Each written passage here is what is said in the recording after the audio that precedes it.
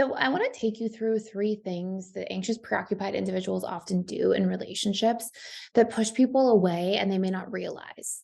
Now, sometimes when I say may not realize, it could be that an anxious, preoccupied does actually realize, but it's sort of like one of those hindsight is 2020 dynamics where they realize in retrospect some of the patterns of behaviors they partook in that might have pushed somebody away or accidentally sabotaged a relationship. But I want to really take you through these three things, and we'll do a series for every single attachment style so that we can become consciously aware of these things.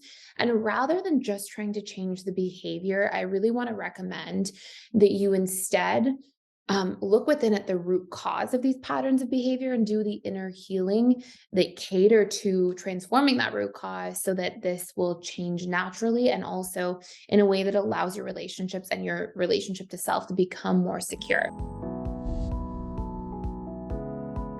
So the first thing that APs often do without realizing is they can be too agreeable to the point where somebody can't connect with them more deeply. Now, I want you to imagine that you and I sit down and we're having a conversation, and every single thing that you say you like, I turn around and say, "Oh my goodness, me too."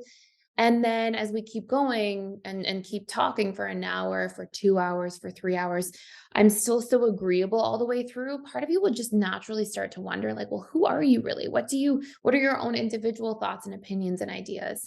Now, not every AP is that extreme where they never disagree about anything, but I would say for the vast majority of anxious, preoccupied individuals, they can be very people pleasing and very agreeable. And this is because it's a survival strategy. It's essentially a trauma response, like a maladaptive behavior that they acquired in childhood to try to stay connected to caregivers.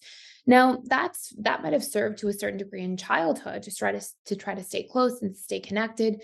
But really the root of this to look at is that if you don't change that as an anxious, preoccupied individual, what ends up taking place is you're just always going to feel like nobody is seeing you for you. Nobody's understanding or caring about you for you because you're not giving them the opportunity to. You're not sharing who you really are and what your likes and dislikes really are. And you're sometimes afraid to go against the grain and have a difference of opinion. And that will lead to a lot of self abandonment. And the more we self abandon, the more we are going to feel unseen and not known.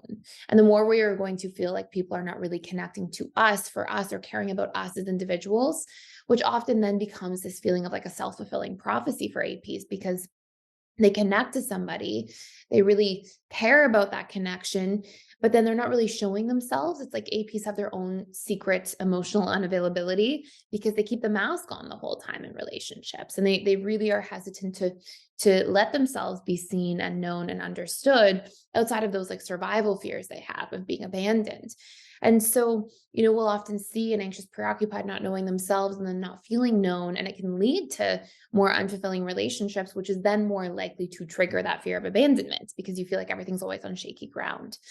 So really important to pay attention to. By the way, if this is something you notice that you struggle with and it's something you want to do a deep dive into and really change in a results oriented way, we have a course. It's about an hour and a half or 2 hours in length that you can definitely get through in a weekend that is all targeted towards these different things. It's called our Anxious Preoccupied Reprogramming course.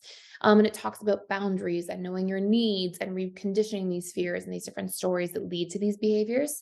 And you can check it out for free for 7 days using the link in the description box below.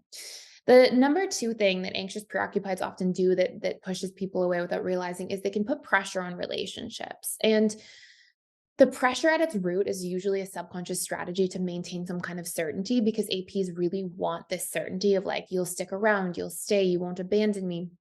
And again, whenever an AP is getting really triggered or needy or clinging on or coming on too strong, like all of that is just a trauma response. And so I know a lot of anxious preoccupieds do this thing where they judge themselves for that, or they, beat themselves up in their internal dialogue. They give themselves a hard time about having acted that way, or they try to even like control the behaviors. So like they'll hide their phone away from themselves, or they'll try to turn off their phone, or block people on social media so they don't reach out, or they'll do these different things. And I really want to highlight that every time we just try to repress a behavior, it's going to feel like this friction that we usually lose the battle to ourselves in because we can't really repress behaviors. Behaviors are the results. We can for like very short periods of time, but not on a long-term basis. Behaviors are actually the results of underlying core wounds and fears, as well as needs we're trying to get met. And if we don't target those roots, if we don't recondition those fears and then find healthier strategies to get those needs met, then just trying to stuff a behavior down through putting a phone away or, doing things like that will lead to just suboptimal results. It will lead to feeling like that works for a short period of time, but it doesn't actually last. Whereas actually reconditioning the fears of abandonment and then finding healthier ways to get the need for certainty met through having conversations and asking, how are you feeling about the relationship? Do you feel like we're progressing? Are you, still here to keep investing and showing up? And just having healthy conversations that don't have to be like, are you going to stay here forever? And putting a lot of pressure on those like longer term things in the short term.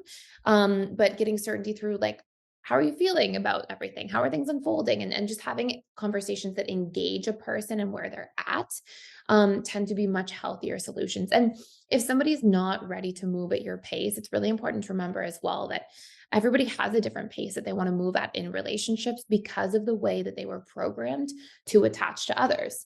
Basically because of the environment they were raised within. So, when we can see that and understand that everybody has different programming for attaching because of the different ways that things were modeled, we tend to have a lot more peace and groundedness about relationships and acceptance of other people's paces that allow us to meet somewhere in the middle rather than trying to push or drive a desired outcome, sometimes at the expense of seeing the other person and their needs as well.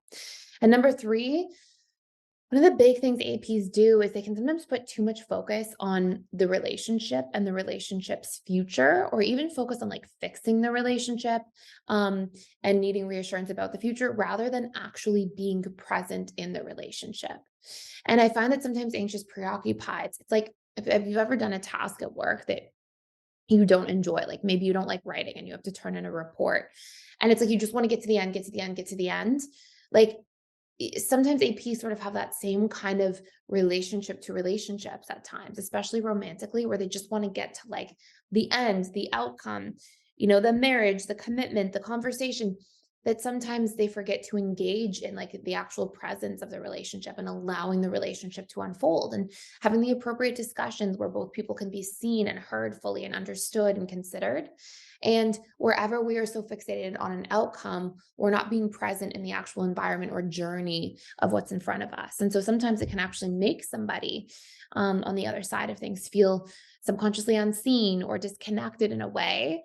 And sometimes even APs will have these like accidental boundary violations of other people because when they're really triggered, they forget that somebody has a different set of boundaries and parameters that they operate with when they're trying to attach to others. So it can be something to really keep in mind if you're anxious, and to make sure that you're in the journey and the actual experience of the relationship as much as you are fixated on the outcome. And if there's a healthy balance there, that will make everybody in the relationship feel much more included and seen. So hopefully this makes a whole lot of sense. Thank you so much for watching and for being here. Please let me know any questions you have in the comments below. If you are an AP, if you're the loved one of an AP, and I will see you in the next video. Thank you so much for watching.